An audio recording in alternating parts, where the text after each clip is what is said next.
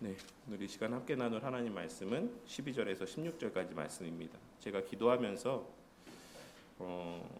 다소 좀 무거운 주제를 오늘 다룰 것이다 라고 이렇게 말씀을 드렸는데, 사실 표면적으로 12절에서 16절까지의 기록된 말씀의 내용만 보면 너무나도 장밋빛의 말씀이죠. 사람들이 모이고 병자들을 데리고 나오고 귀신 들린 자를 데리고 나오고 병든 자들이 고쳐지고 귀신 들린 자에게 있었던 그 귀신들이 쫓겨나가고, 이런 너무 아름답고 영광스러운 모습들만 사실 이 본문의 말씀들 가운데 다뤄지고 있는데, 이 말씀이 어떻게 좀 무거운 말씀이 될 수 있을까라고 생각이 될 수도 있을 거라고 생각합니다.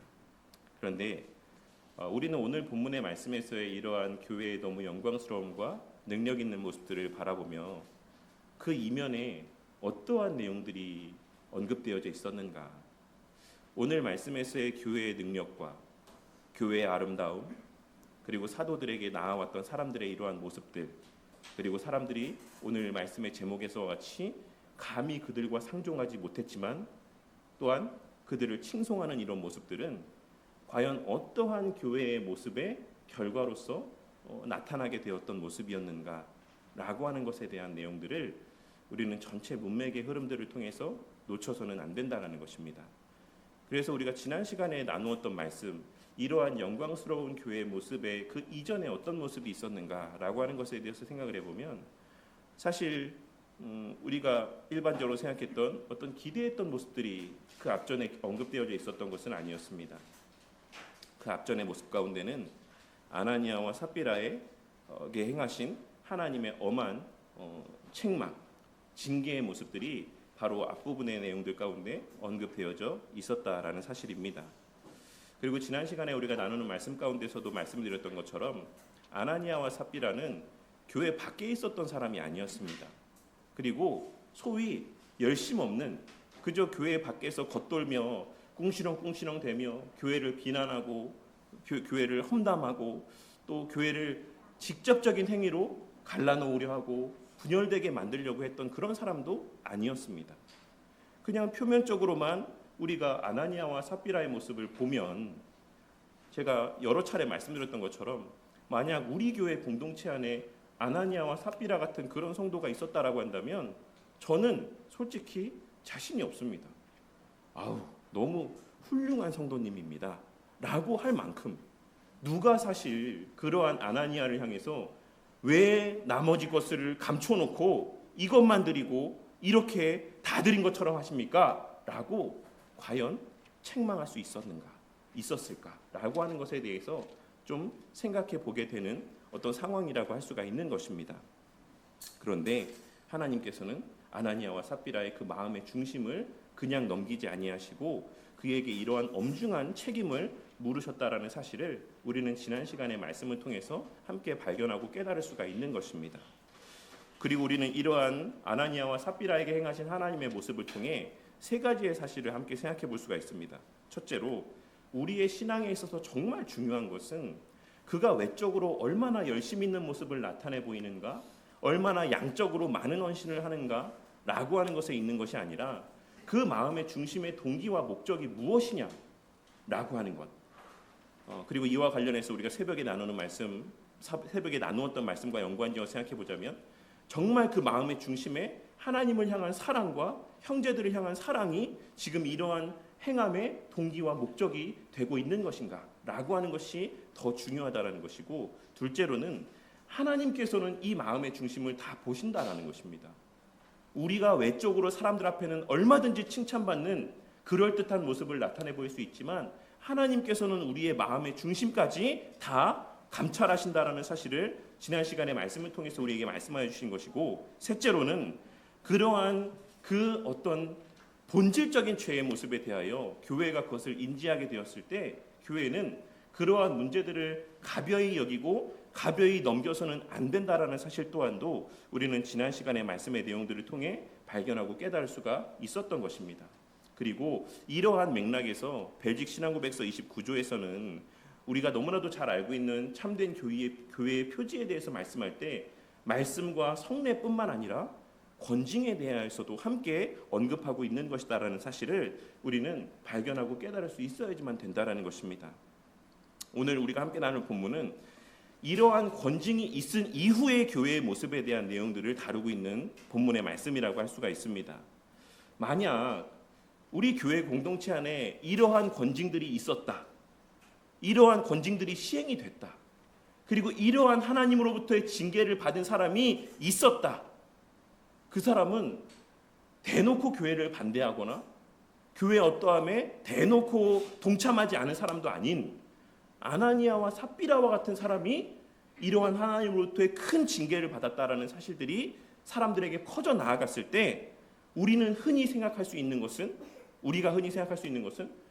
야, 그런 교회에 누가 가냐? 그런 모임에 누가 발걸음하겠느냐? 그 사람이 안 한 것도 아니고 그 사람이 대놓고 반대한 것도 아닌데 그 정도도 그냥 넘기지 아니하고 이렇게 쳐서 죽이는 이런 교회에 누가 가냐?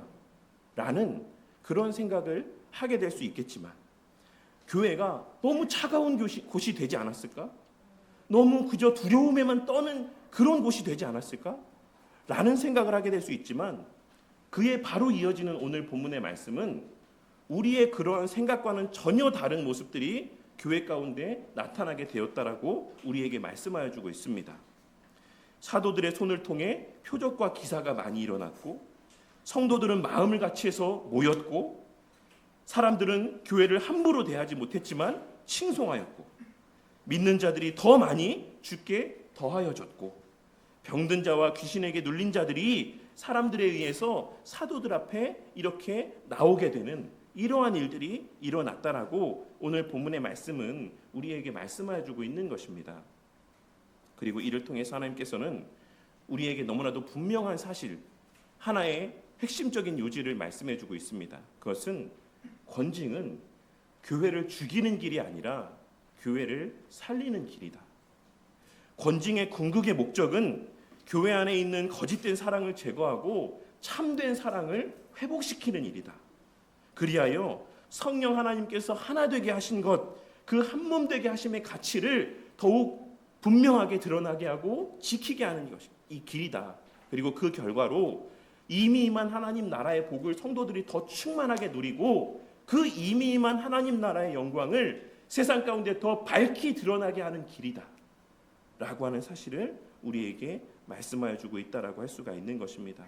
이러한 사실들을 염두에 두고 오늘 말씀의 내용들을 함께 살펴보는 시간들을 갖기를 원합니다. 첫째로 우리는 오늘 본문의 말씀을 통해 교회의 권징은 교회를 위축시키지 않고 하나님 나라의 능력을 더욱 분명하게 드러나게 한다라고 하는 사실을 오늘 본문의 내용들을 통해 발견하고 깨달을 수가 있습니다. 12절 말씀을 보시면 앞서 말씀드렸던 것처럼 사도들의 손을 통해 민간에 표적과 기사가 많이 일어나매 믿는 사람이 다 마음을 같이하여 솔로몬 행각에 모였다라고 말씀하고 있습니다. 아나니아와 삽비라의 사건 이후에 교회는 전혀 위축되지 않았습니다. 오히려 사도들의 손을 통해서 표적과 기사가 많이 일어났다라고 오늘 본문의 말씀은 증언하고 있습니다. 그런데 이제 여기서의 표적과 기사가 무엇이냐라고 하는 것은 좀 뒤에서 다시 한번 언급하도록 하고 우리는 먼저 이 첫 번째 말씀 가운데 누가가 사도들의 손을 통해서 이 일들이 일어났다라고 말씀하고 있는 내용에 대해서 좀 주목해 볼 필요가 있을 것입니다. 이는 사도들이 이러한 표적과 기사의 능력의 근원이 주체가 아니다라는 사실을 의미합니다. 사도들은 그저 그리스도의 행하시는 능력을 표현하는, 발현하는 수단에 불과했다라는 사실을 누가는 이러한 표현을 통해서 분명하게 드러내 보여주고 있는 것입니다. 그리고 누가는 누가복음에서 사도행전 1장 1절에서 누가복음에 대해서 뭐라고 설명을 했습니까? 첫 번째 승글에 대해서 표현할 때 예수께서 행하시며 가르치시기를 시작하신부터의 내용들이 누가복음 가운데 기록되어 있다라고 말씀하고 있는 것을 우리는 확인할 수 있습니다.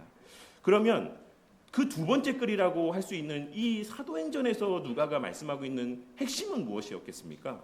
그것은 사도들이 아닌, 교회가 아닌, 여전히 예수님께서 지금도 일하시고 또한 가르치고 계신다라는 사실을 어떻게 그것을 행하고 있으신지를 나타내 보여주고 있는 기록들이 이 사도행전 전체를 관통하고 있는 하나의 중요한 중심이라고 할 수가 있는 것입니다. 그래서 오늘 말씀에서 사도들의 손을 통해서 이러한 표적과 기사가 나타났다라고 말씀하고 있는 것은 우리로 하여금 사도들을 주목하게 만드는 것이 아니라 눈에 보이지 않는 예수님이 승천하셨지만 그 예수님이 지금도 공생애 때 행하셨던 그 똑같은 일을 지금도 사도들을 통해서 행하고 있으시구나. 예수님은 지금도 살아계시구나. 예수님은 지금도 일하고 계시는구나 라고 하는 것들을 나타내 보여주고 있는 하나의 표지와 같은 모습들이라고 할 수가 있는 것입니다. 그런데 이러한 일이 언제 일어났다라고 우리는 앞서 서론에서부터 쭉 살펴봤습니까? 바로 교회 안에 죄가 드러나고 그 죄가 하나님으로부터의 어떤 책망을 받은 이후에 일어난 일이다라고 오늘 말씀은 기록하고 있는 것입니다. 문맥적으로. 우리는 보통 앞서도 말씀드렸던 것처럼 이러한 교회 안에서의 죄를 책망하는 일들이 일어나게 되면 이런 생각들을 갖게 됩니다. 교회 안에 죄가 드러나면 이러한 건징들이 시행되어지면 교회가 차가워지고 흔들리게 되지 않을까. 그러나 오늘 본문의 말씀은 그와 정반대의 모습을 우리에게 나타내 보여주고 있는 것입니다. 교회 안에 죄가 드러나고 난 이후에 그것이 징계받고 난 이후에 교회는 차가운 교회가 되지 않았습니다. 오히려 부활하신 그리스도의 능력이 더욱더 선명하게 드러나는 교회가 되었다라는 사실을 우리는 이어지는 말씀의 내용들을 통해서 발견하고 깨달을 수가 있는 것입니다. 그런데 제가 오늘 말씀을 준비하면서 한 가지를 더 좀 생각을 해봤어요. 과연 그것이 전부일까? 하나님께서는 오늘 말씀을 통해서 교회는 권징을 해야 돼, 죄를 책망해야 돼 라는 것만 말씀하고 있으신 것일까? 라는 것에 대해서 좀 생각해 보았습니다. 그런데 저는 그러한 숙고함 가운데, 묵상 가운데 오늘 말씀에서의 이 아나니아와 삽비라가 징계를 받았던 이 교회의 모습이 어떠했는가에 대해서 먼저 좀 생각을 해보게 되었습니다. 우리는 바로 앞에 기록된 사도행전 4장 32절 말씀, 우리에게 너무나도 익숙한 사도행전 4장 32절의 말씀을 통해서 당시의 교회, 아나니아와 삽비라가 징계를 받았던 교회의 모습은 어떤 모습이었는가라고 하는 것에 대해서 보게 됩니다.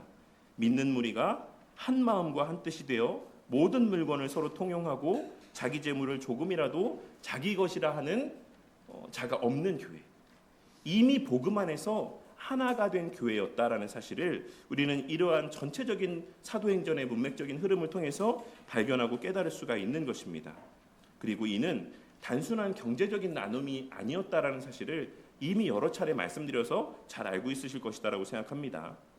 이들은 정말로 형제들을 내 가족과도 같이 여기는 그러한 한 마음과 한 몸 된 공동체였다라는 사실을 하나님께서는 말씀하여 주고 있는 것입니다. 그런데 그러한 교회에 정말로 형제들을 형제로 생각하지 않고 있는 자가 있었다라는 사실을 아나니아와 삽비라를 통해서 우리에게 말씀하여 주고 있는 것입니다.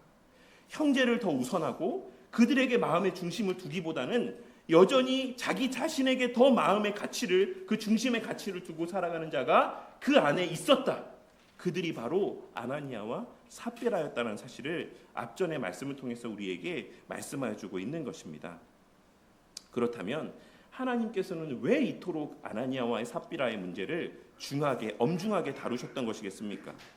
이는 단순히 그가 헌금을 액수를 속였기 때문이 아니라고 말씀드렸습니다. 그가 단지 헌금을 좀 많이 하고 적게 하고 이 문제로 그가 책임을 추궁받게 된 것이 아니었다라고 말씀을 드렸습니다. 이는 그의 그와 같은 행위가 본질적으로 성령 하나님을 통해 이 땅에 적용되어지게 된 이미 임한 하나님 나라의 그 본질적인 가치를 훼손하는 모습이었기 때문에 하나님께서는 이 문제를 가볍게 다루지 않으셨다라는 것입니다. 물론 아나니아와 삽비라에게 일어난 이러한 일들이 모든 시대에 동일하게 반복되는 것은 아닙니다. 무슨 말이냐면 오늘날에 설령 그런 마음을 품고 있다라고 해서 제가 지난 시간에도 설교 때도 말씀드렸던 것처럼 그 즉시 하나님께서 아나니아와 삽비라와 같이 책임을 추궁하시고 징계하시는 일들이 계속 반복될 것이다라는 사실을 우리에게 말씀하여 주고 있는 것은 아니다라는 것입니다. 하지만 우리는 이를 통해서 중요한 사실을 하나 발견할 수 있어야지만 됩니다. 그것은 권징은 권징 그 자체의 목적이 있지 않다라는 것입니다. 권징은 복음 안에서 이루어진 교회의 하나됨을 지키기 위해서 행하여지는 교회의 어떤 행함이 되어야지만 된다라는 사실을 발견하고 깨닫게 되는 것입니다. 그래서 우리는 오늘 앞전에 있는 아나니아와 삽비라의 사건을 통해 교회는 권징을 반드시 행해야 된다라는 사실을 알게 되는 것이기도 하지만 무엇보다 그보다 무엇이 더 우선되어야 하는가? 권징은 어떤 교회에게 요구되어지는 모습인가? 라고 하는 것에 대해서 더 먼저 주목해 볼 수 있어야지만 된다는 것입니다. 왜냐하면 교회의 권징은 복음으로 하나가 된 공동체 안에서만 그 본래의 목적과 당위성을 가지는 것이기 때문입니다. 복음으로 하나가 되지 않았어요. 이미 교회가 교회로서의 모습을 갖추지 못했습니다.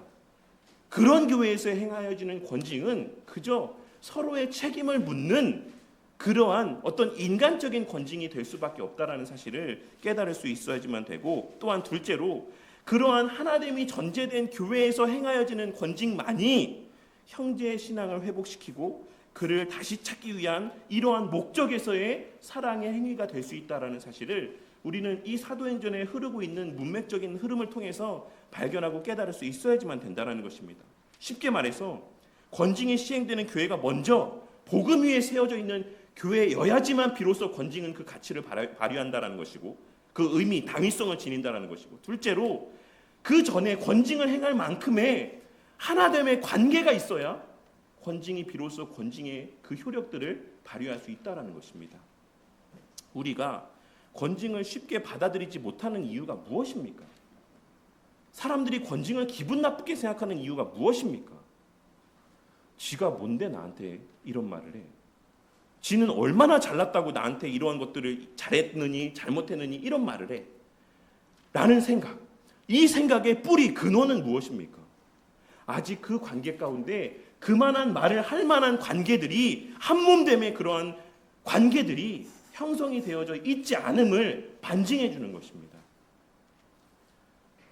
그런 맥락에서 우리는 이 사도행전에서의 아나니아와 삽비라의 죄를 책망하시기까지의 흐르고 있는 흐름들을 면밀하게 살필 수 있어야지만 되는 것입니다. 복음 안에서의 한 마음과 한 뜻이 되게 하시는 것이 먼저였고, 그리고 그 하나됨의 가치를 지키기 위해 이러한 책망의 모습을 나타내 보이셨고, 그리하여 그러한 교회에 행하여진 이러한 권징적인 모습들이 그 결과로 더욱 능력 있는 교회로 세워지는 열매들, 결과들을 또 초래하게 되었다라는 사실들을 우리는 절대로 가볍게 넘겨서는 안 된다라는 것입니다. 그리고 이러한 과정 가운데 교회 안에 거짓된 모습이 제거되게 되었을 때 교회는 더 순전해졌고, 그 순전함 위에 하나님의 나라의 능력이 더욱 풍성히 드러나게 된 것입니다. 그리고 이를 통하여서 우리는 죄를 마냥 덮어주는 것, 묵과해주는 것만이 참된 사랑이 아니라는 사실을 깨닫게 됩니다. 알아서 하겠지, 때가 되면 변하겠지 라고 하는 마음들, 이것이 진짜 그 사람을 사랑해서 하는 말일까? 아니면 내가 그냥 관계가 서먹해지기 싫어서 하는 생각들일까? 그냥 굳이 내가 그런 불편한 상황들을 마주하고 싶지 않은 마음에서 하는 생각들일까? 라고 하는 것에 대해서 우리는 한번 진지하게 생각해 볼 필요가 있다는 것입니다. 또한 둘째로 우리는 오늘 말씀을 통해서 교회의 권징이 참된 교회의 회원됨의 모습과 그 가치를 더욱 선명하게 드러내 보여준다는 사실을 보게 됩니다. 이어지는 13절 말씀에서 누가는 사람들의 교회에 대한 반응과 인식이 어떠했는가, 이러한 아나니아와 삽비라의 사건이 있은 이후에 사람들이 교회를 어떻게 바라보게 되었는가라고 하는 것에 대해서 말씀하여 주고 있습니다. 그 나머지는 감히 그들과 상종하는 사람이 없으나 백성이 칭송하더라. 사실 이 한글 번역 성경만 보면 그들이 상종을 안 했다는 거야, 아니면 그 다음 말씀에 그래서 더 나왔다는 거야, 이렇게 무슨 말인지가 사실 쉽게 잘 이해가 되지 않을 것처럼 이렇게 좀 번역되어 있는 것 같습니다. 제 개인적인 느낌에. 그래서 이거를 좀 NIV 성경이나 다른 번역본의 성경들을 한번 보시면 이게 어떤 의미인지를 좀 더 명확하게 알 수가 있어요. NIV 성경의 말씀을 좀 직역해 보자면, 다른 그 누구도 감히 그들과 합류하지 못했다. 비록 그들이 백성들에게 높이 평가받고 칭송받았음에도 불구하고, 이렇게 기록되어 있고, 쉬운 성경에는 이렇게 기록되어 있습니다. 그들은 백성들에게 칭찬을 받았습니다. 하지만 사람들은 감히 믿는 사람들의 모임에 끼어들지 못했습니다. 그리고 세번역 성경에는 다른 사람들은 누구 하나 감히 그들의 모임에 끼어들지 못하였다. 그러나 백성은 그들을 칭찬하였다. 계속된 이 번역본 가운데 뭐가 상종하다가 어떤 의미로, 원래 원문에는 어떤 의미의 표현이라고 생각이 되십니까? 이 번역본들을 생각했을 때 좀 그 뉘앙스를 아시겠습니까? 사람들이 교회 사람들의 모습을 보면서 칭송은 했지만, 아우 저 사람들 너무 훌륭한 사람들이야, 너무 좋은 사람들이야 라고 말은 했지만, 나도 한번 그러면 교회 공동체에 속해 살아볼까? 라고는 감히 말하지 못했다라고 말씀하고 있는 거예요. 왜 그랬겠습니까? 그들에게 보여진 그 모습들이, 일단 교회는 그냥 아무런 생각 없이 그냥 갔다 왔다 할 수 있는 그런 곳이 아니구나. 교회라는 곳이 그냥 세상의 여느 모임처럼 그냥 내 마음 내키면 갔다가 아니면 안 하기도 하고, 이런 정도의 곳이 아니고, 내 교회 잘못 갔다가 아나니아와 삽비라처럼 될 수도 있겠구나 라는 생각을 가졌다라는 것이고, 또 하나는 그러한 하나님께서 교회의 순전함을 지키고 나타내 보이게 하심을 통해서 또 다른 한편에서의 사람들의 마음 가운데는 교회에서의 삶이라는 게 저 정도야? 저렇게까지 해야지만 되는 거야? 라고 하는 마음들이 그들의 마음 한켠에 자리했다라는 것이에요. 그래서 그들이 그런 삶이 좋아 보이긴 했습니다. 너무 아름답다. 내 것을 내 것이라 여기지 않고 자기의 것을 다 팔아서 함께 살아가며 그렇게 내 몸같이 서로를 위하는 삶이라는 게 너무 아름답다. 너무 이상적이다. 근데 나는 그렇게 사실 할 자신이 없는데? 라고 한 마음들을 그들이 갖게 되었다라는 사실을 말씀해주고 있는 것입니다. 그리고 이는 사실 오늘날 많은 교회들이 열린 예배, 구도자 예배, 형식을 파괴한 예배, 이런 예배들을 드리는 모습, 이 과연 마냥 옳기만 한 것일까라는 것에 대해서 좀 생각을 해보게 만듭니다. 그냥 이 교회라는 공동체 가운데 사람들을 많이 불러 모으는 것, 모든 장벽들을 다 낮추고 깨어 부수고 그냥 오기만 해라, 모이기만 해라 라고 그들을 설득하고 발걸음하게 하는 것이 과연 교회로서 마냥 합당한 모습이기만 할까라고 하는 것에 대해서 우리는 생각해 보게 되는 것입니다.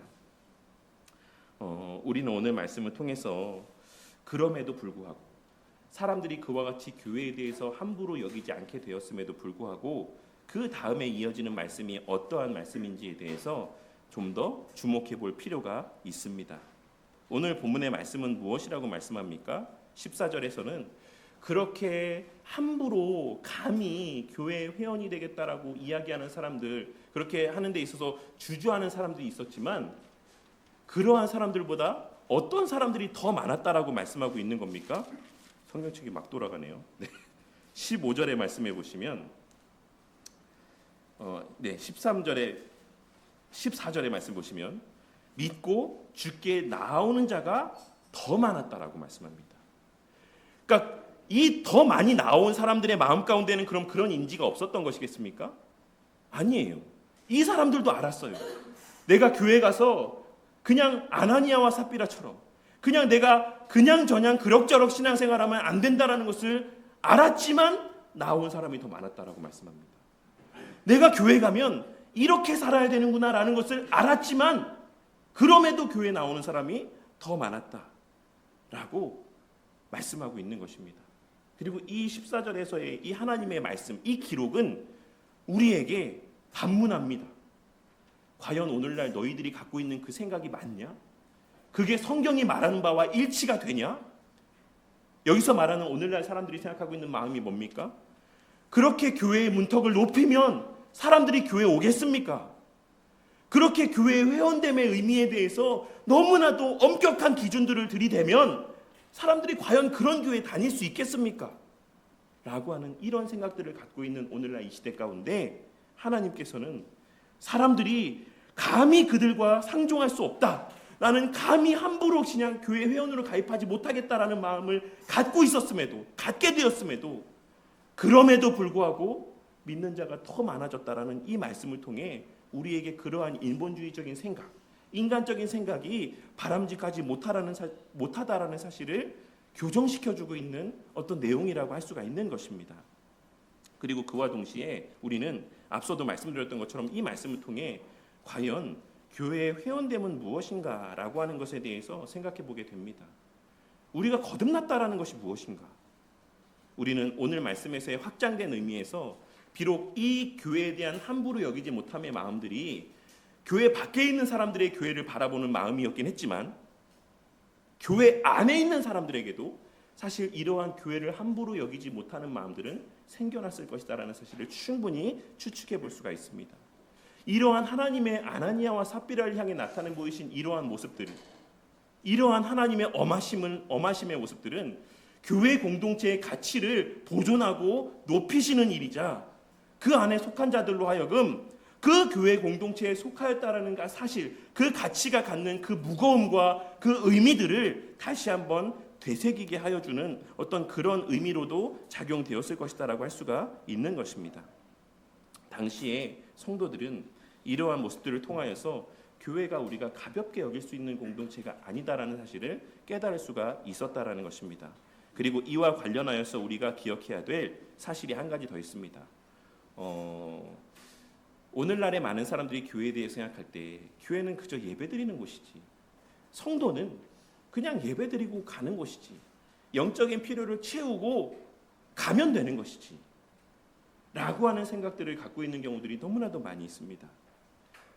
그런데 우리는 우리가 너무나도 잘 알고 있는 만인 제사장의 원리가 어떤 의미인지에 대해서 우리는 늘 생각해 볼 필요가 있습니다. 그리고 그것은 오늘 말씀에서의 이 권징에도 해당되는 내용이라고 할 수가 있어요. 제가 이 말씀을 드리는 이유는 먼저 첫째로는 우리가 그리스도인이 되었다라고 하는 것은 그리스도의 지체가 되었다라는 것입니다. 오늘 말씀에서의 15절 말씀 가운데 누가가 이 말씀을 뭐라고 표현하고 있냐면 믿고 주께로 나오는 자가 더 많았다라고 말씀하고 있습니다. 교회에게 나오는, 사도들에게 나오는 자라고 표현하지 않고 주께로 나오는 자가 많았다라고 말씀하고 있고, 이 표현의 원문적인 의미는 어떤 의미냐면 주께 더하여지는 자가 더 많았다라는 의미입니다. 주께 덧붙여지는 자가 더 많았다. 그러니까 이 말은 우리의 교회의 회원됨이라고 하는 것, 우리의 거듭남이라고 하는 것이 본질적으로 어떤 의미냐라고 하는 것을 말씀해주고 있는 것이에요. 우리가 교회에 등록한다라고 하는 것, 교회의 회원이 된다라고 하는 것은 이런 사람의 모임 가운데 내가 그냥 그 공동체의 일원이 되겠다라는 것을 말씀하는 게 아닙니다. 이는 내가 그리스도의 몸에 접붙임 바 되겠다, 내가 그렇게 되었음을 인지한다라는 고백의 의미가 담겨져 있는 것입니다. 그리고 그런 맥락에서 우리가 교회의 회원됨이 되었다라는 것과 만인 제사장의 원리는 너무나도 밀접하게 관계되어 있다라고 할 수가 있는 것입니다. 만인 제사장의 원리에 대한 의미는 사실 우리가 그냥 이제 교회 안에서는 목사나 집사나 다 상관없이 다 똑같아 라는 것만을 강조하고 있는 의미가 아니라, 이 의미는 사실 본질적으로 목사도 집사도 장로도 성도들도 다 함께 교회를 세워가는 제사장적 직무들을 감당하며 교회를 세워가는 책무들을 함께 감당하는 지체들이 되었다라는 것을 말씀하는 것이다라고 할 수가 있어요. 왜 이런 내용들이 언급되어지는 것이다라고 할 수 있겠습니까? 예전 제가 신학 강좌 시간이었나요? 언제 로만 카톨릭에서는 교회는 하나라고 이야기하지만 표면적으로는 사실 로만 카톨릭이 가르치는 교회에 대한 사실 가르침의 그 이면에는 교회를 어떻게 이해하고 있는 의미들이 담겨 있다라고 말씀드렸죠. 교회는 가르치는 교회와 배우는 교회. 그래서 더 본질적이고 우선된 교회는 가르치는 교회다. 근데 이 가르치는 교회에 속한 자들은 누굽니까? 직분자들이에요. 사제들입니다. 그래서 종교개혁 때 우리 믿음의 선배들은 아니, 교회는 그들이 더 귀하고 그들에게 더 가치가 있는 게 아니야. 교회는 함께 세워가는 것이고 모두가 다 그리스도의 지체야 라고 하는 것을 이 만인 제사장의 원리로 설명하고 있는 것입니다. 그래서 하이델베르크 유리문답 32문답에 보시면 그리스도에 대해서 설명하고 나서 32문답에 뭐라고 이야기하고 있냐면, 그런데 예수님이 그리스도인데 왜 여러분들이 그리스도인이라고 불려지는 것입니까? 라고 질문합니다. 그리고 나서 그에 대해서 답하기를 뭐라고 이야기하고 있냐면 내가 믿음으로 그리스도의 지체가 되어서 그리스도의 몸이 되어서 그리스도의 손발이 되어서 그의 기름 부음에 참여하기 때문입니다.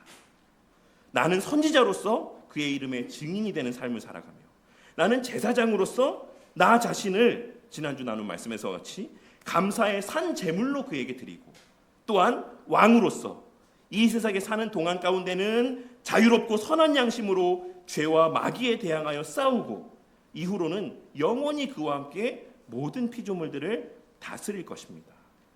근데 이 모든 은혜가 무엇을 통해 누려진다?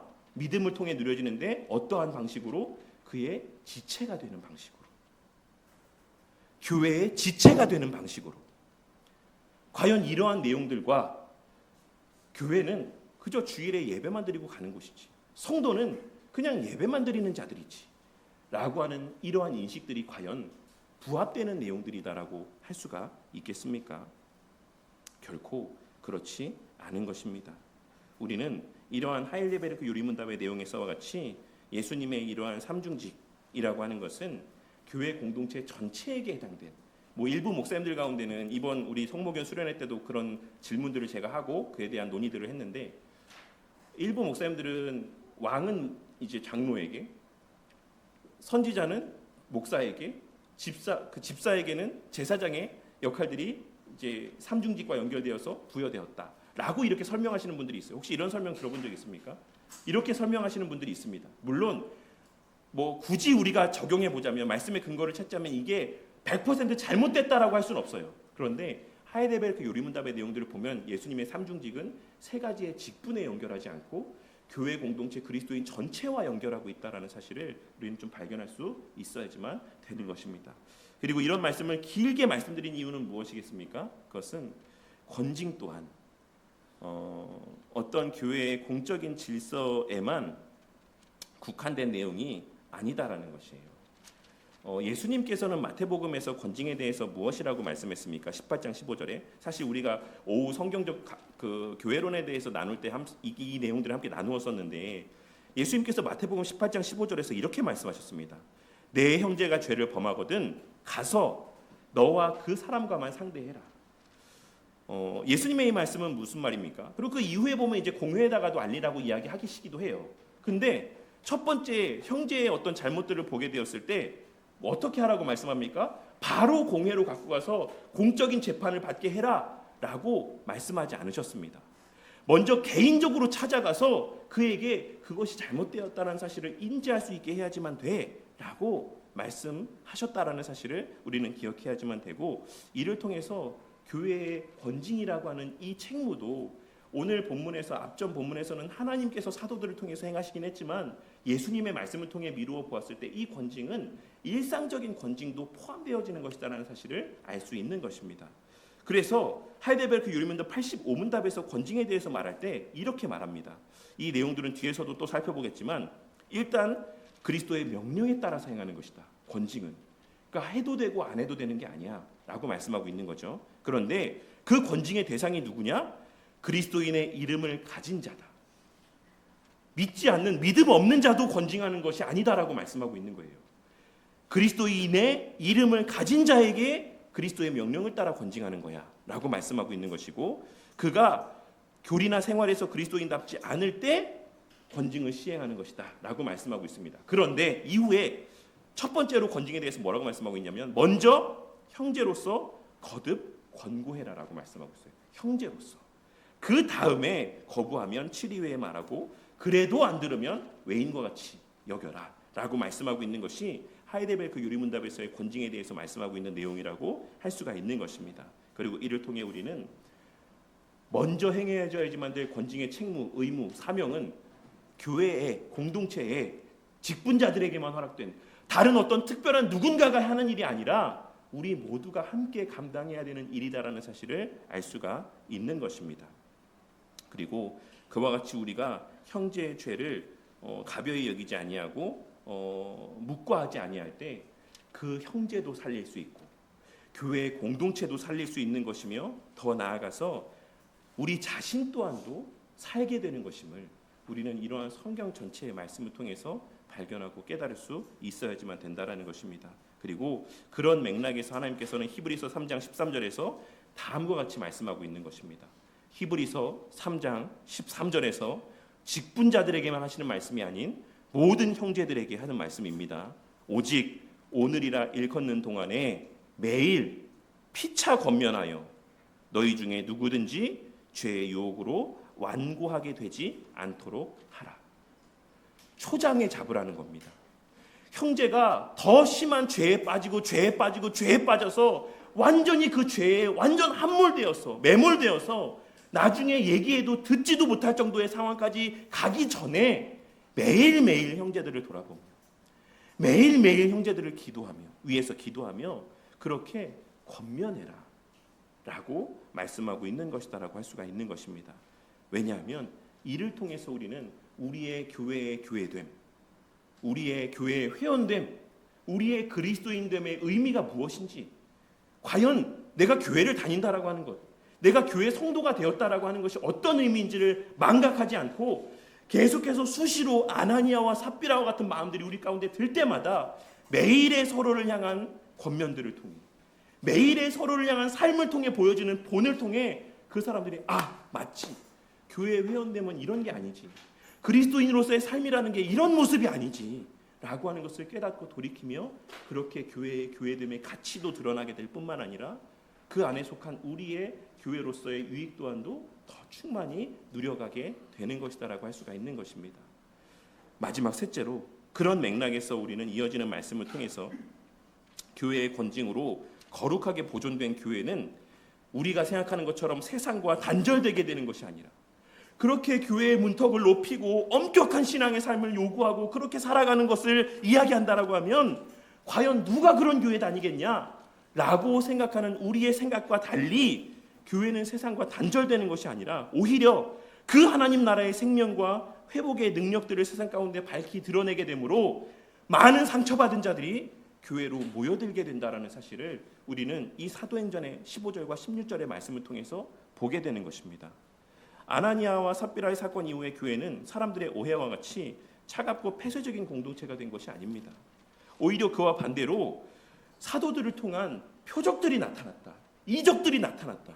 하나님께서 이 교회가 진짜 내 교회다. 이 교회가 내가 머리로 있는 진짜 그리스도의 몸된 교회다라는 사실을 사람들 앞에 더 온전하고 선명하게 드러내 보여주게 하셨습니다. 그래서 이어지는 15절과 16절의 결과들이 나타났다라고 말씀하고 있는 거예요. 병든 자들이 사도들에게 나아왔고 귀신에게 괴로움을 받는 자들이 사도들 앞에 주께 나아왔습니다. 권징 이후의 교회는 사람들이 두려워하기만 하고 멀리하기만 하는 공동체가 된 것이 아닌 오히려 세상에서 상처받고 그 누구에게도 도움을 기대할 수 없었던 절망적인 상황 가운데 있는 자들이 나오는 교회가 되었다라고 말씀하고 있는 것입니다.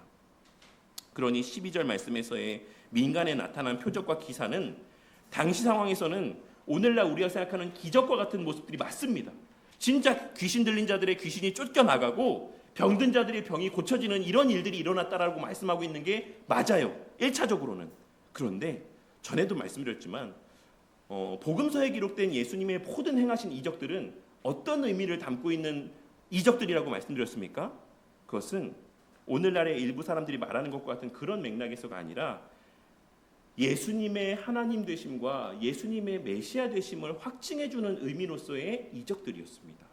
그래서 하나님께서는 이사야 선지자를 통해서 뭐라 말씀하셨죠? 이사야 35장 5절과 6절에 여호와의 날, 그 하나님의 날에 어떤 일들이 일어날까라고 하는 것에 대해서 말씀하시기를 그때에 맹인의 눈이 밝을 것이며 귀머거리의 귀가 열릴 것이며 저는 자는 사슴같이 뛸 것이며 말 못하는 자의 혀는 노래하리니, 그런 일들이 메시아가 이 땅에 임하여서 여호와의 날이 되어서 하나님의 나라가 이 땅에 임하면 이런 일들이 일어날 거야 라고 이사야 선지자를 통해서 예언하셨던 것입니다. 그런데 이 말씀을 누가 또 말씀합니까?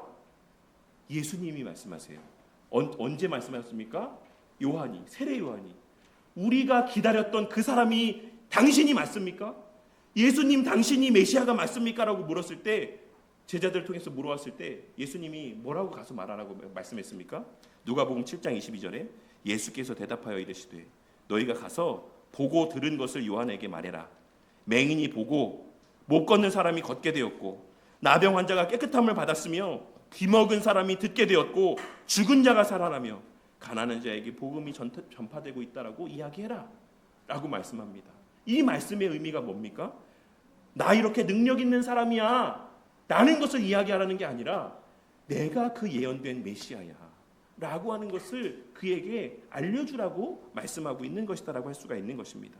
그러니 오늘 말씀에서의 사도들을 통해서 나타낸 표적은 단순히 표적 그 자체에 의미가 있다라기보다는 이 사도들이 그리스도로부터 권한을 위임받은 자들이라는 사실, 그리고 더 본질적으로는 사도들이 바로 예수님의 일하는 수단이라는 사실, 그 통로라는 사실을 확증하여 주는 표지가 되는 모습들이었다라고 할 수가 있는 것입니다. 그리고 단순히 이런 능력들이 나타났기 때문만은 또 아닙니다. 사람들이 앞에 나온 것은 어떤 의미냐면 만약에 그러니까 저희 사실 이남 교수님도 얘기했죠. 교회 강단에서 자꾸 식구 얘기하지 말라고 했는데 저희 아내가 뭐 안 좋은 얘기 아닙니다. 그 아이들을 데리고 다니는 이비인후과가 있어요.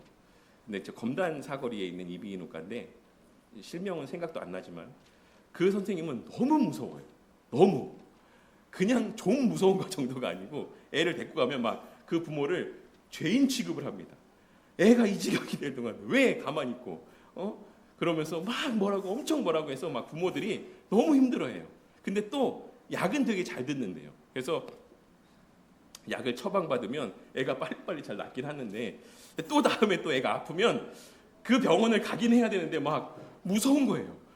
또 선생님이 또 애를 또 이 꼴로 만들어서 왔다라고 또 얼마나 또 나를 핀잔 주고 나한테 욕을 할까 이런 생각에 막 주저주저 하다가 잘 듣는 게 알면서도 안 가는 부모들이 많아요. 저희 아내도 이제 그래서 안 가거든요. 거기를. 다른 어디 또 좋은 데 없나 이렇게 찾아다니면 가는데 제가 이 말씀을 드리는 이유는 오늘 말씀에서의 사도들이 표적과 기사들을 행했다라고 했을 때 사람들은 단지 그 표적과 기사의 능력만을 보고 사도들에게 이렇게 나아왔을까라는 것을 말씀하고 있는 것은 아니다라는 것입니다. 그들이 차갑게 말하고 냉정하게 말하고 막 꾸짖고 막 험한 말들을 내뱉고 이러면서 능력을 행한 것이 아니었을 것이다라는 사실을 우리는 충분히 짐작할 수 있는 거예요.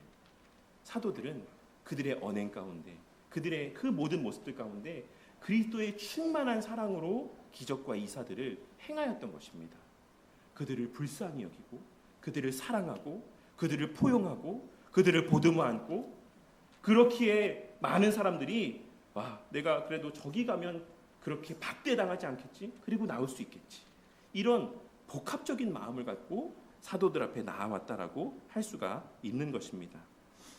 이러한 모습들을 통해서 우리는 15절에 기록된 심지어라는 표현이 사실은 그 결과 그러므로 라는 말씀이에요. 그 결과 그러므로 이러한 14절에 기록된 말씀에서와 같이 이렇게 죽게 나오는 사람들이 많았다. 더 그들이 어떤 권징의 엄함에 대해서 두려워하기보다는 그 교회적인 아름다움에 끌리고 그 사랑에 끌리고 그 영광스러움에 끌려서 나오는 사람들이 많았다라고 하는 것을 말씀해주고 있는 것이고 그래서 그 결과로 많은 사람들이 병든 사람들이 우리도 한번 저희 가서 병 나음을 한번 좀 입어야겠다. 그런 은혜들을 입어야겠다라고 나아왔다라고 할 수가 있는 것입니다. 그리고 오늘 말씀에서 사도들이 나타내 보인 이 초월적인 사랑의 마음과 이 능력들은 오늘날 이 시대에도 여전히 유효하다라고 할 수가 있습니다. 어떤 모습으로 나타나는 것이다라고 말씀드렸습니까? 다시 또 말씀드리지만 오늘날 이 시대에는 목사가 아무리 능력이 있다라고 해도 다 막 병을 고치고 예언을 하고 귀신을 쫓아내고 이러는 것은 아닙니다. 보편적으로 오늘 말씀이 말씀하고 있는 표적과 기사라고 하는 것은 사실 늘 말씀드리지만 교회 안에서 발현되어지는 초월적인 사랑이에요. 세상에서는 찾아볼 수 없는 그 초월적인 사랑, 세상에서는 경험할 수 없는 그러한 헌신적인 사랑, 대가 없는 사랑, 아가페적인 사랑, 그러한 사랑을 교회 공동체 안에서 발현하게 된다라는 사실을 성령 하나님께서 그렇게 행하게 하신다는 사실을 말씀해주고 있는 것이고, 교회의 권징은 바로 그러한 사랑이 온전하게 발현되어지게 하시는 하나님의 은혜의 방편이 되는 것이다라는 사실을 우리는 이러한 일련에 이어지는 말씀의 내용들을 통해 발견하고 깨달을 수 있어야지만 된다라는 것입니다. 그렇다면 오늘의 이 말씀이 우리에게 주는 깨달음과 적용점들이 무엇이겠습니까? 두 가지만 생각하고 마치도록 하겠습니다. 첫째로는 권징보다, 제가 오늘 말씀에서 이렇게 말씀드리고 권징에 대해서 길게 말씀드리는 것이 교회는 권징을 행해야 돼 라는 데 방점이 있는 게 아니다라는 사실을 좀 깨닫게 되는 은혜가 있으시길 바랍니다. 첫째로 권징보다 먼저 복음으로 그리스도인이 되는 것이 먼저고, 복음 안에서 한마음이 되는 것이 교회가 권징을 시행하기보다 더 앞서 우선해야 되는 모습이고 열심을 내야 되는 모습이라는 사실을 우리는 비단 오늘 본문의 말씀뿐만 아니라 전체에 이어지는 말씀의 내용들을 통해 발견하고 깨달을 수 있어야지만 됩니다. 앞서 권징과 관련된 하이델베르크 유리문답의 내용을 다시 한번 좀 떠올려 봤으면 좋겠어요. 제가 아까 언급했던 것처럼 교회의 권징을 통해서 어떻게 천국이 닫히고 열립니까? 답, 그리스도의 명령에 따라 그리스도인의 이름을 가진 자가 교리나 생활에서 그리스도인답지 않을 경우. 뭐가 전제되어 있습니까? 그가 그리스도인이 되었다라는 전제가 있습니다. 그가 그리스도인이 되는 것이 전제되어 있고 그것이 우선이에요. 그러한 자들에게 교회의 권징은 적용되어지는 것입니다. 권징은 그리스도의 명령이지만 그리스도인들을 향한 명령이자 그리스도의 몸된 교회를 향한 명령입니다. 그리고 그리스도인됨과 그리스도의 몸된 교회가 된다라고 하는 것은 복음으로 그리스도 안에서의 하나가 된다라는 것을 의미하는 것임을 우리는 좀 전체의 성경의 내용을 통해 발견하고 깨달을 수 있어야지만 되는 것입니다. 이 사실을 깨닫고 오늘 말씀을 오해해서 이제 우리 교회는 앞으로 열심히 권징하는 교회가 되겠구나 라고 하는 그런 생각을 갖게 되지 않기를 바랍니다. 권징을 생각하기에 앞서, 그것을 말하기에 앞서 우리 교회가 복음을 바르게 전하기 위해 힘쓰고 복음으로 거듭나게 되기를 위하여 기도하는 데 더 열심을 내며 서로를 사랑으로 섬기는 데 더 열심을 내는 교회가 되기를 바랍니다. 권징을 논하기에 앞서 저 사람 왜 저렇게 살아? 왜 저렇게밖에 못해? 왜 저렇게밖에 신앙의 행동을 나타내 보이지 못하고 왜 저런 말들을 해? 라고 생각하며 그 사람을 정죄하고 판단하고 비난하기에 앞서서 저 사람이 정말 복음을 제대로 몰라서 그런 게 아닐까? 하나님의 사랑을 제대로 깨닫지 못해서 그런 것은 아닐까? 라고 하는 것을 생각하며 교회가, 우리 모두가 그 사람이 진정 복음을 알고 하나님께서 그 마음 가운데 변화된 모습들을 나타내 보여주시기를 위해 애쓰는 모습들이 더 우선되는 그런 교회가 되기를 바란다는 것입니다. 왜냐하면 이것이 바로 성경이 말하는 권징의 순서이자 우리 신앙의 선배들이 권징을 시행하는 원리였기 때문입니다. 우리 신앙의 선배들만큼 엄하게 신앙생활을 했던 분들이 없습니다. 하이델베르크 유리문답 작성 당시에 그 당시의 교회의 기준들만큼 엄격한 교회의 기준들이 적용된 교회들이 없었다라는 것입니다. 그런데도 권징에 대해서 말씀하실 때 뭐라고 말씀하고 있는 것입니까? 권징은 그리스도인들을 향해서 주시는 그리스도의 명령이야 라고 말씀하고 있는 이 의미가 무엇인지를 우리가 깊이 생각해 볼 수 있어야지만 되는 것이고, 그리하여서 우리가 서로를 향해서 권징의 말들, 권면의 말들을 건네게 될 때에 정말 그러한 말들이 고깝게 들려지지 않는 그런 교회가 되길 바랍니다. 지가 뭔데? 지가 나한테 언제부터 관심이 있었다고? 지가 내 삶에 언제부터 이렇게 신경을 썼다고 나한테 이런 말들을 해? 라고 하는 그런 말들이 오고 가는 그런 교회가 되지 않기를 바란다는 것입니다. 우리가 평소에도 수시로 밥은 먹었냐? 어떻게 좀 아픈 건 좀 나았냐? 어떻게 좀 하루하루 사는 게 좀 괜찮냐? 이런 것들을 평소에도 묻고 그런 관계들이 형성된 사람들이 누군가가 어떤 죄 가운데 넘어지고 있을 때 근데 야 이거는 좀 아닌 것 같아. 이렇게 행동하는 거는 좀 아니지 않나 싶어. 그게 너한테 유익이 되지 않을 것 같아 라고 하는 말들이 그에게 진심으로 다가올 수 있다라는 것입니다. 이 사람은 평소에도 늘 나에게 관심이 있는 사람이었지. 나를 사랑하는 사람이었지. 내가 한 번쯤은 그래도 이 사람이 왜 이런 말들을 하는지에 대해서 생각이라도 좀 해봐야겠다. 내 어떤 모습이 이 사람에게 이러한 걱정의 거리가 되었는지에 대해서 내가 한 번은 좀 생각해 봐야겠다라는 그런 모습들이 발현되어지는 그런 교회가 되기를 바란다는 것입니다. 둘째로 우리가 늘 복음을 우선하고 사랑을 우선하고 헌신을 우선하고 교제를 우선하는 교회가 되어야 되는 것이 마땅하겠지만, 그럼에도 불구하고 정말로 권징이 필요한 순간에는 권징을 피하지 않는 교회가 되기를 바랍니다. 이 말은 앞서도 말씀드렸던 것처럼 교회의 어떤 공적인 권징에 대한 것만 말하는 게 아닙니다. 성도들 모두에게 주어져 있는 책임과 사명과 의무로서의 권징에 대해서 말씀하고 있는 거예요. 앞서도 말씀드렸던 것처럼 오늘 많은 교회는 권징을 시행하지 않습니다. 그래서 오늘날의 문제는 사실 권징을 너무 잘 시행해서의 문제라기보다는 권징을 너무 시행하지 않는 데서 비롯된 문제가 교회 안에 더 많다라고 할 수가 있을 것입니다. 권징하면 사람 떠나, 교회 힘들어져. 누가 요즘 시대에 그렇게 권징하는 교회에 등록하고 교회 생활해? 라고 생각하고 이야기하며 죄를 덮어두고 모른 척합니다. 그런데 사실 오늘 말씀에서의 배경이 되는 당시 초대교회 상황은 어땠습니까? 그 당시에는 안 그래도 교회 다니기 힘든 시대였어요. 안 그래도 복음을 공개적으로 전하면 핍박한다, 내가 너 가만두지 않는다라고 말하는 시대였습니다. 그런데 하물며 그런 교회에 내가 교회 다녀줄게 라고 해도 감사한 일 아닙니까? 이렇게 교회 다니고 신앙생활하는 게 동족으로부터 핍박을 받고 가족들로부터 배척당하는 이 시대 가운데 교회를 내가 다닐게라고 말해주는 것도 사실 감지덕지한 일 아닙니까? 그런데 초대교회의 사도들은 그렇게 이야기하지 않았습니다. 그런 시대에도 교회의 회원됨의 의미를 분명하게 가르쳤고 그 문턱을 낮추지 않았다라는 것입니다. 그리고 권징까지 행하였던 그런 교회였습니다. 이후의 서신서들의 내용들을 바라볼 때. 그리고 그 결과는 오늘 말씀에서와 같이 교회가 무너진 것이 아닌 교회가 계속하여서 하나님의 나라의 능력을 드러내는 교회가 되었고 더 많은 참으로 믿는 자들이 주께 더하여지는 그러한 교회들이 되었다라고 할 수 있는 것입니다.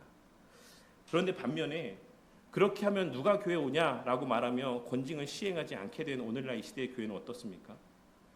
오늘날의 사람들이 교회를 멀리하고 교회를 함부로 대하고 성도들을 향해서 일단 덮어놓고 욕부터 하고 온갖 비난과 조롱의 말들을 내뱉는 오늘날 이 시대는 그러면 교회가 너무 권징을 철저하게 시행한 그 결과입니까?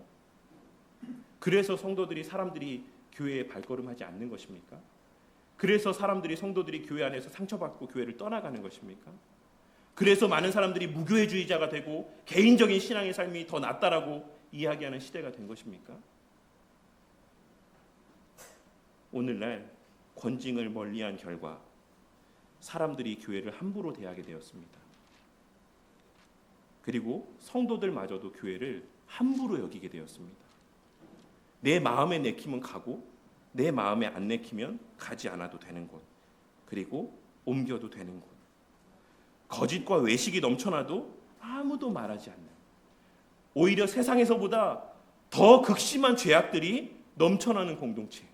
그럼으로써도 겉으로는 늘 미소 지으며 속으로는 악독을 품고 있으면서도 겉으로는 아유 권사님, 아유 집사님, 아유 장로님, 아유 목사님 하는 그런 교회.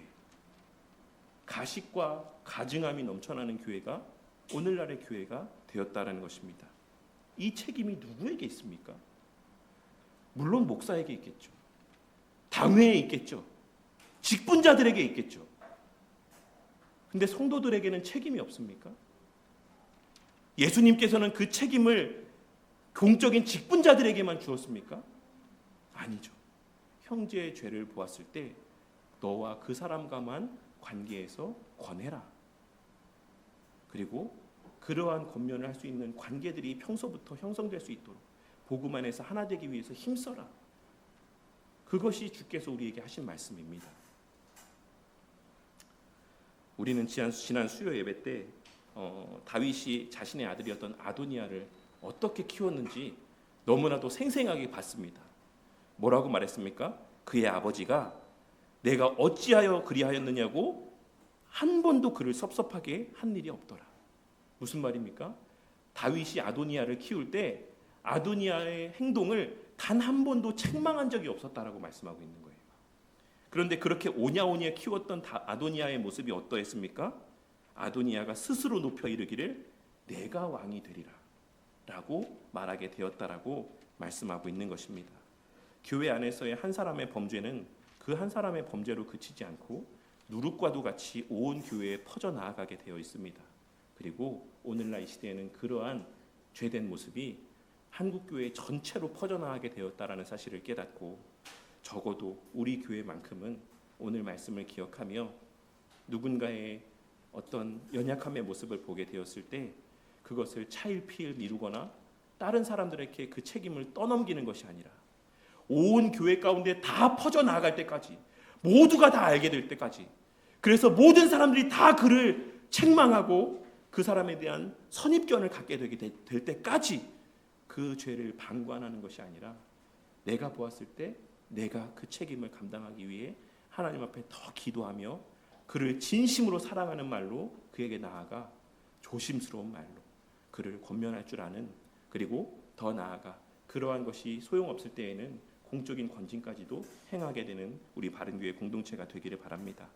말씀을 맺겠습니다. 오늘날 많은 교회들이 권징을 두려워합니다. 권징을 하면 교회는 바로 설 수 없을 것이다라고 이야기를 합니다. 하지만 오늘 말씀을 통해서 과연 그렇게 권징을 멀리한 교회의 모습이 어떠하게 되었는가에 대해서 우리가 좀 진지하게 생각해보는 시간들을 갖기를 원합니다. 그리고 무엇보다 권징을 행하기에 앞서서 교회는 우선적으로 어떤 모습들이 전제되어져 있어야 되는지 오늘 말씀을 통해 분명하게 깨닫고 우리 각자가 복음 위에 바르게 세워지고 우리 공동체 모두가 복음 안에서 하나가 되는 교회가 되기를 위해서 먼저 기도하는 그러한 우리 바른교회 공동체가 되기를 바라겠습니다. 그러한 과정 속에서 우리 교회가 적어도 우리 교회 공동체 하나만큼이라도 사람들이 함부로 여기지 않는 교회, 가벼이 여기지 않는 교회가 되어가고 또 영적으로 육적으로 궁핍함 가운데 있고 상처 가운데 있는 자들이 저 교회는 그래도 좀 뭔가 다른 것 같다. 내가 저 교회에서만큼은 그래도 위로받고 정말 힘을 얻을 수 있을 것 같다 라고 하는 이러한 매력들이 풍겨나는 교회가 되어서 오늘 말씀에서와 같이 병든 자들 그리고 여전히 악한 권세 가운데 짓눌려 살아가는 많은 이들이 우리 교회 공동체로 발걸음하게 되는 선한 역사 하나님께서 더하여 주시는 그러한 역사가 왕성히 나타나는 우리 바른교회 공동체가 되기를 주님의 이름으로 간절히 축원합니다.